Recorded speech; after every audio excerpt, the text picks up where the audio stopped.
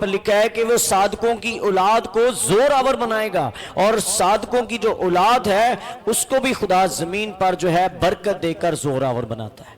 आमीन। साधकों के मस्कन यानी साधक जो है, जो ईमानदार जो है, जो ऑनेस्ट है, जो अपनी जिंदगी सच्चाई से सदाकत से गुजारता है, उसके मस्कन यानी उसके घर पर, उसके घर में क्या है? बरकत है। आमीन।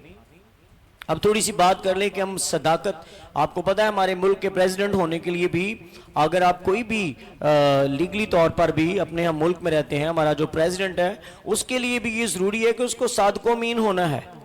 अगर वो ऐसा नहीं है तो वो मुल्क को नहीं चला सकता। उसके लिए फॉर्मेलिटी तो है, लेकिन मैं आपको बताना चाहता हूं, अगर आप देखें कि आपके मुल्क में काल है, आपके मुल्क में भूख है, आपके मुल्क में महंगाई बहुत है, बहुत ज़्यादा तंगी है, तो आप अगर अपने ख़ानदान में सादक और अमीन हैं और आप सच्चाई से चल रहे हैं तो आपके ख़ानदान में बरकत आएगी। आमीन।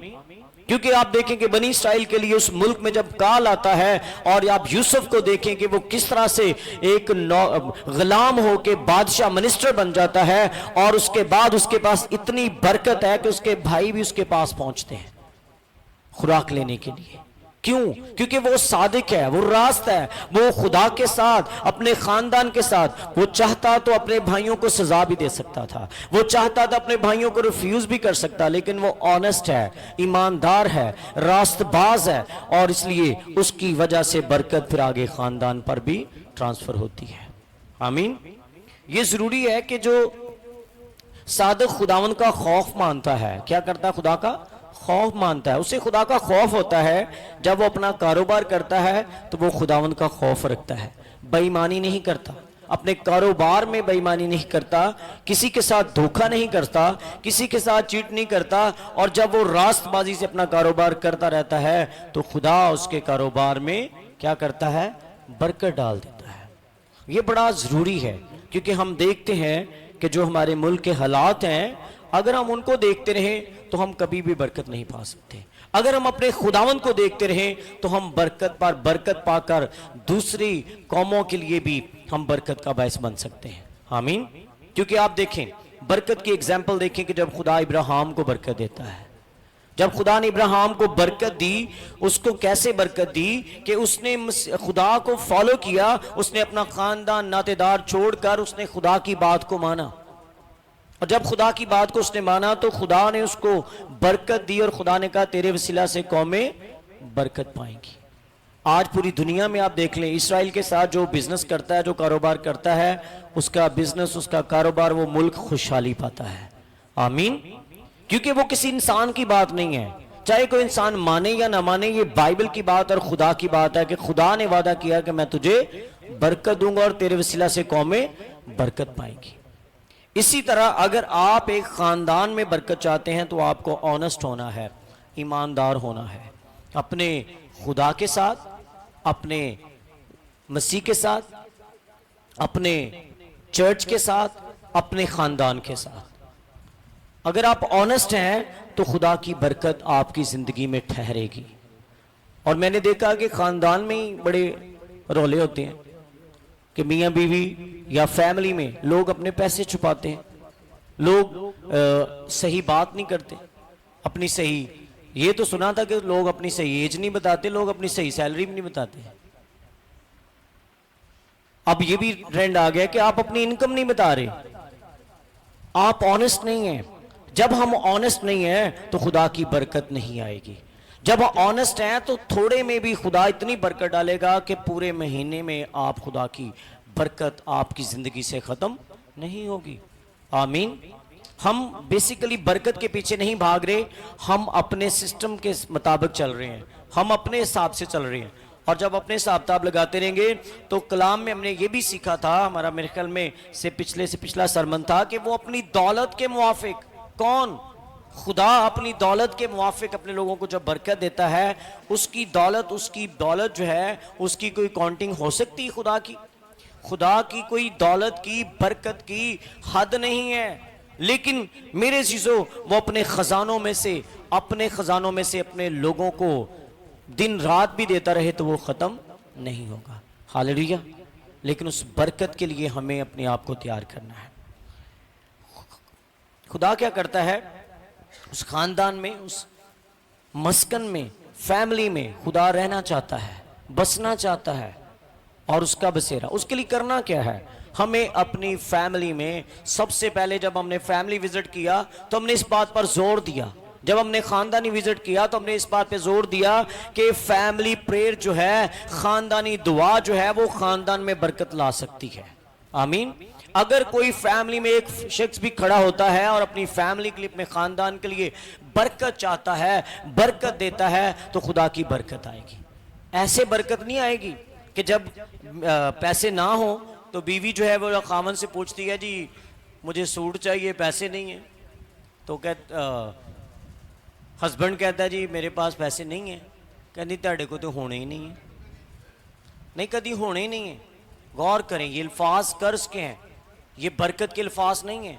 क्या आप ये नहीं कह सकती, बीवियां ये नहीं कह सकती कि खुदावंद आपको बरकत दे, आप उस बरकत का हिस्सा बने? नहीं जी, ਤੁਹਾਡੇ को तो होने ही नहीं, तो जो होने नहीं तो फिर सूट कितों आना? ये हम क्या कर रहे हैं कि हम कर्ज वर्ड जो है उनको यूटिलाइज कर रहे हैं अपनी लाइफ में, और वही हमारे लिए बरकत की जगह जो है लानत ठहर जाती है। आपने जब खामन काम पे जाता है तो आपका काम है आप दुआ करें, जब वो बिजनेस पे जाता है तो आप दुआ करें, खुदा आज उसको बरकत दे। जब उसकी पॉकेट में पैसे होंगे तो वो खुशी खुशी कुछ ना कुछ लेता आएगा, आपकी फरमाइश भी पूरी हो जाएगी। बरकत के बगैर फरमाइशें पूरी नहीं होंगी, फिर तो लड़ाई होती है जो आजकल हो रही है। सबसे बड़ा मसला हमारे लिए आज यही है कि घरों में खुशहाली नहीं है और हम लड़ रहे हैं, और पैसे की वजह लड़ाई है। लेकिन अगर बरकत चाहते हैं तो क्या करना है, सादकों के मस्कन यानी सादकों के घर पर उसकी बरकत है। किस पर? सादकों पे। ये सादक है जो ऑनेस्ट है, वो खुदा के साथ। अगर हम खुदा को धोखा दे रहे हैं तो फिर कभी भी बरकत नहीं मिल सकती।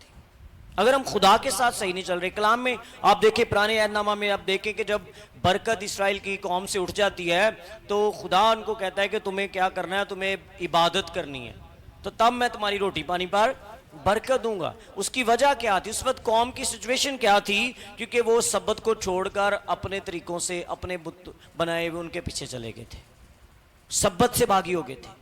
लेकिन जब आप खुदा के लिए, उसकी इबादत के लिए, उसकी प्रस्तश के लिए वक्त निकालेंगे, अपनी नींद खराब करेंगे। मुझे पता है संडे को जो है वो स्पेशल जो है शैतान की फोर्स चलाने वाली जो है, थापड़ने वाली, लोरी देने वाली, हर वक्त संडे को तैयार रहती है। ज़्यादा नींद आती है हमें, इतनी अच्छी लोरी कि आप आम दिनों में बहुत जो है ऐसे ही होता है जैसे बच्चों की जब छुट्टी नहीं होती तो उठते नहीं है, तो जब छुट्टी होती तो फिर वो बड़ी जल्दी उठ के शरारतें करें। यही हमारी ज़िंदगी में खुदा के लिए जागना, खुदा के लिए, उसकी इबादत के लिए पूरी तैयारी करके आना चर्च में, पूरी तैयारी के साथ। मैंने बताया था कि पूरी तैयारी के साथ चर्च में आए, दिल से इबादत प्रस्तश करें, खुदा अपनी बरकत आप पर ले लेगा। चर्च को रूटीन वर्क ना बनाएं कि आपने संडे को जाना है, पादरी साहब नाराज ना हो जाएं, पादरी साहब ने कहा था। मैं नहीं आपको कह रहा, आपको अपनी बरकत के लिए खुदा के घर में आना है, आपको खुदा की बरकत के लिए। क्योंकि वो क्या करता है कि सादक क्या करता है, खुदावंद का खौफ मानता है, इसलिए बल्कि उसका घर जिसमें वो रहता है और उसका ख़ानदान जिसमें खुदा रहता है, खुदा बसना चाहता है। खुदा की, हमारा जो ख़ानदान, हमारा जो घर है वो खुदा की पनाह है। We are temple of God, यानी हम खुदा का क्या हैं? मस्कन हैं, मकदस हैं। खुदा हमारे दिलों में, हमारी ज़िंदगियों में रहना चाहता है। हम किसी ना किसी वजह से खुदावंद को अपनी ज़िंदगियों में आने नहीं देते। एक अर्नेस्ट माल का गीत है बड़ा प्यारा, याद है? तुम खुदा ढूंढते हो दिल में आने नहीं देते, और तुम खुदा ढूंढते हो गिरजाओं में। दिल में नहीं आने देते हम खुदावंद को। हम कह रहे हैं चर्च में हम जा रहे हैं, यहाँ से हम कुछ लेके आएंगे, तो बाकी जो दिन है, बाकी जो 24 घंटे के 24 सेकंड, उसमें खुदा सोया हुआ है, खुदा जाग रहा है, हम सोए हुए हैं। हम उसमें अपने आप को खुदा के सामने वैसे पेश नहीं करें। घर में कपड़ा आप चाह रहे हैं, कहें जी खुदावंद आज मैंने बरकत लेनी है, मेरी ज़िंदगी में बरकत आए, खुशहाली आए, फिर आप गौर करें कि आपकी बरकत क्यों उड़ गई है। कहीं आपने कोई गलती तो नहीं की, कहीं आपने गैर मबूदों को तो नहीं माना, कहीं आपने अपनी इन्वेस्टमेंट, कहीं अपने पैसा गलत लोगों को तो नहीं दे दिया। और ये भी आपने जब बरकत लेनी है तो आपने खुदा के साथ भी वफादार रहना है। अगर आप खुदा को अपनी दायकी पूरी देते हैं, अगर आप खुदा को अपने शुक्राने, ईमानदारी और दयानतदारी से पेश करते हैं तो फिर खुदा आपको बरकत देगा। आमीन, हालेलुया। सबसे ज़्यादा बरकत उस घर पर आती है जिसका मालिक मालकन खुदा का खौफ रखते हैं। जो खुदा का खौफ रखते हैं, यानी बड़े पेरेंट्स जो हैं, तो वो बरकत आगे क्या होती है, उनके बेटे बेटी, नौकर और बिजनेस पार्टनर पर भी वो बरकत ट्रांसफ़र हो जाती है। आमीन। आप दूसरों के लिए भी बरकत का बायस बनते हैं। तो ज़रूरी है, अक्सर खुदा किसी घराने के एक फ़र्द या दो अफराद को महफूज नहीं बल्कि पूरे ख़ानदान को महफूज करता है। खुदा ये नहीं चाहता कि एक फ़र्द जो है वो बच जाए और दूसरे जो है गैर महफूज रहें। खुदा का फजल हर शख्स पर है, खुदा का फजल पूरे ख़ानदान पर है। कितने लोग चाहते हैं कि हमारा घराना, हमारा ख़ानदान बरकत पाए? आमीन। तो इसके लिए करना क्या है, नातफाकी को भी ख़त्म करना है अपने घर से। अब कुछ कड़वी कड़वी और दुनियावी बातें क्या करना है, अपने ख़ानदान से ख़ानदानी लड़ाई ख़त्म करनी है। ठीक है, कई औरतें अपने हस्बैंड को अपने दिमाग से चलाने की कोशिश करती हैं, उसके कारोबार को भी रिमोट कंट्रोल अपने हस्बैंड का कर लें, उसके बिजनेस को भी कंट्रोल कर लेते हैं। स्ट्रेस, आज फैमिली में स्ट्रेस बहुत है, आज ख़ानदानों में स्ट्रेस, बच्चों को स्ट्रेस है। और मेरे चीज़ों घर में चिड़चिड़ाहट, ये लड़ाइयाँ, ये सारी चीज़ें ख़त्म नहीं हो रही। उधर से इबादत करके बड़ा मसा आया जी, अज तो जी बड़ा मसा आया है, अज तो कमाल कर दिता है, तो घर जाके अपना कमाल हो रहा होंगे। वो वाला कमाल छोड़ दें जो चर्च का, जो खुदा का कमाल है, उसको अपनी ज़िंदगी में रखें। ऑनेस्ट हो जाएं। खामद अपनी बीवी के साथ, बीवी ज़बरदस्ती नहीं आपकी पॉकेट से पैसे निकालेगी, अगर कोई निकाले मुझे बता दें, ठीक है, लेकिन आप ऑनेस्ट हो, सच्चाई अपने अंदर लेकर आए। बीवियां भी सच्चाई से अपने खाएंगे, पूरी फैमिली। अब देखिए, जब घरों में पैसे चोरी होने का सिलसिला शुरू हो जाता है तो बरकत कैसे आएगी?